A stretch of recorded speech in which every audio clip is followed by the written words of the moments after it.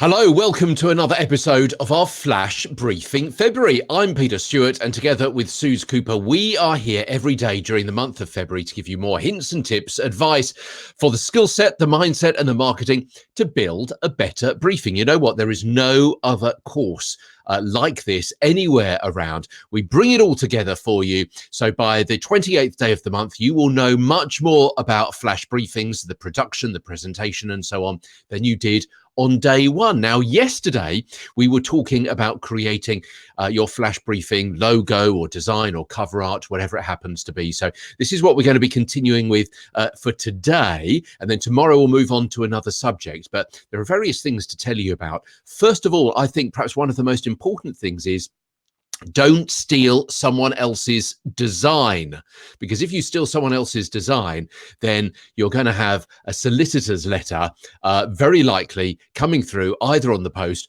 or through into your email box, because there are various bots which chase around the internet trying to find and trying to match different designs or different pictures which are the same as their clients. So if you haven't bought a particular design, you haven't bought a particular clip art or photograph or whatever, you could, frankly, to use the vernacular, be done. Now, having set up that as a proviso to begin with, that's kind of number one priority. I'll hand over to Suze to introduce herself. What gives Suze such an authority to talk about designing things? Let's find out.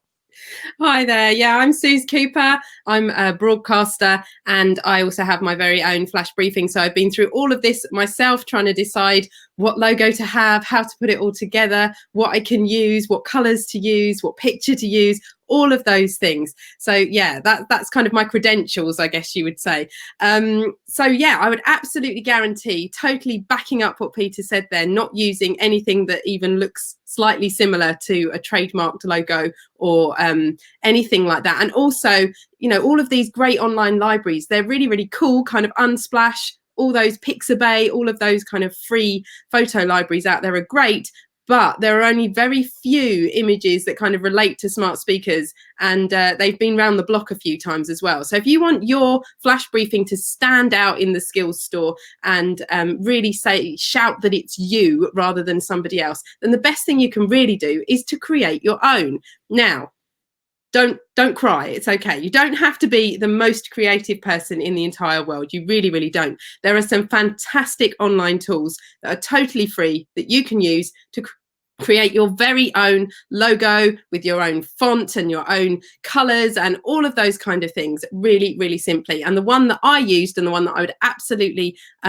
suggest you have a look at too is Canva. Now, all the links are going to be in the notes for the show. But if you go along to Canva and basically sign up there for a free account, you will find a very simple and intuitive way to design your logo. You'll be able to put in certain sizes that you might need to use to create your logo. You'll also be able to choose very specific colors. If you've already got brand colors and you know what the hex codes are for those, then you'll be able to input those there and make it exactly the same as all of your other branding.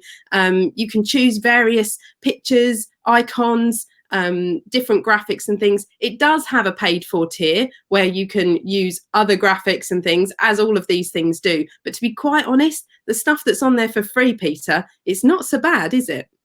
Absolutely. And you may have to pay perhaps a pound or $1 or something for one of those, but make sure that you one of my tips with Canva is you have a play around, but don't play too much, yeah? Because it's really easy to get sidetracked and really easy to think, oh, well, I'll just change this and I'll change that and I'll change something else and I'll change that as well. And then it ends up looking like a bit of a dog's dinner. You know what I mean? So because they have professional designers that put together hundreds and hundreds of templates, kind of essentially go with what they suggest. Just change the picture or change the color or something like that. But don't keep changing all the different fonts, because you don't want different fonts or too many different colors in your design, because otherwise you'll look at it and you'll go, looks a bit wrong, don't quite know why.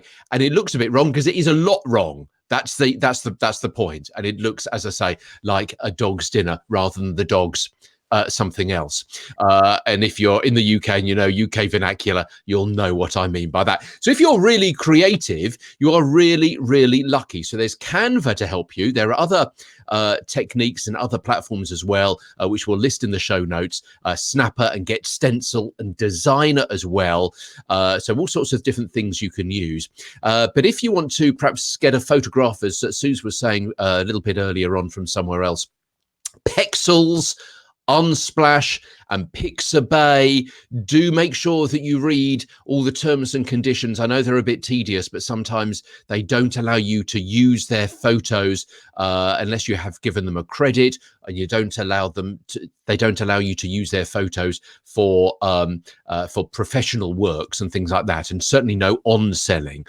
So be aware of that, because you don't want to fall foul of those particular rules. Or you find someone else to do it for you on Fiverr or Upwork or something like that.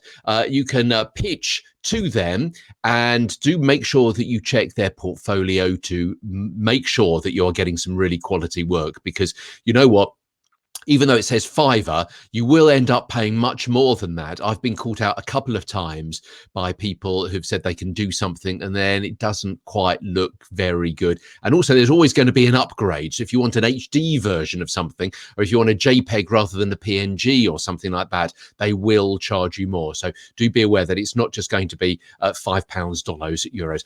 However, it is worthwhile spending a few quid or a few hours putting something together, because a quality image reflects on your brand. It's very, very important to make sure that it's high quality resolution, that it's really clear, it's simple, it's straightforward, it follows your own brand design guidelines for your brand, as in the typeface, the font, the color, and things like that, as Suze was saying a few moments ago with the hexes. And also do bear in mind a couple of other things about size, because when you upload your logo to Amazon, to your developer account, it's going to want your design in a couple of different sizes. So be aware that you should be able to provide those. Now, there is a service called promo.com, which will resize your logo. And by that, I don't mean it'll crop it. It'll just change the actual pixelation. We'll keep the same design, but change the actual size of it, which is really, really helpful. If you're going to then upload your flash briefing to Apple as a podcast, they, surprise, surprise, want a slightly different size as well. So again, be aware of that. And also be aware, and Suze, I'll throw this back to you, that when you upload something to Amazon for your design, it's actually going to appear as a circular design rather than a square design. So make sure that you've got everything in the center of your square design, so that when it's circularized, when the top and bottom corners are shaved off, you don't lose any of the words. Absolutely, exactly what you said there. I mean, they do give you, when you're on the developers console, it gives you kind of the ratio that you need to create it, but you do need to remember that they are going to make it circular to put into that little icon that's on the skills store that looks like a speech bubble. So yeah, nothing that kind of goes edge to edge. You don't want to be losing the edge of your wording side to side either. So you need to really be aware, perhaps even create it in the custom dimensions that it gives you as a square, but then draw a circle using Canva in the middle and make sure all of the really important stuff that's needed fits inside the circle, because it does just kind of condense it and collapse it into that kind of tiny area. Now, talking about it being so small, of course, you want it to be eye-catching, and just as Peter was saying earlier, it's a really good reason not to load it with all the things. You know, keep it really, really simple, really eye-catching, something that people, when they're scrolling, are going to be able to see, recognize that it's you. It doesn't need to be really, really complicated. And yeah, the templates that are in Canva, there are an awful lot of them that you can choose from, and kind of all different styles to kind of relate to and represent your brand and your flash briefing. So I think that's kind of it, summing up for today, all on logos. We'll be back again tomorrow with another flash briefing February episode. So do join us then. Bye-bye for now. Bye-bye.